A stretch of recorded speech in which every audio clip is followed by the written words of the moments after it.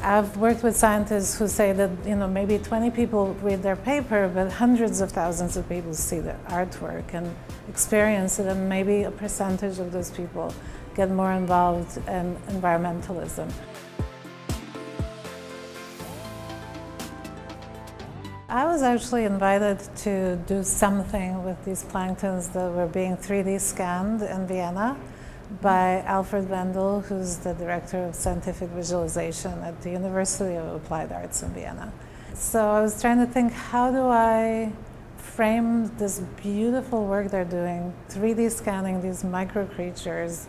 The idea was to blow them up as large as whales and make them as important as whales and dolphins and these big mammals, and show how the bottom of the food chain is actually influenced by us. What I'm very much involved in and passionate about is working with scientists directly. First of all, because what we base on is fact. And second of all, because through art and through creating experience and immersing a person in this experience through sound and visuals, you actually are getting this information without being lectured, without reading papers. You're really feeling it. My role is to come up with a concept that pulls people together so that we can do it from many different perspectives. And then take your role, which is how do you make it aesthetically, visually, philosophically into something that a large audience can experience. I have to say, I started the media arts department in Santa Barbara, then in LA. I think it's incredible, actually. It's like something we've been doing in the 90s is suddenly normal.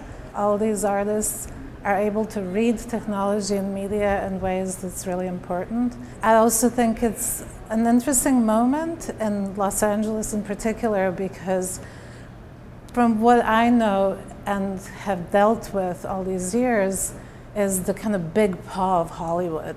And to suddenly have like a whole different new kind of group of young artists who are looking at it critically, who are questioning it, is actually really important for Los Angeles.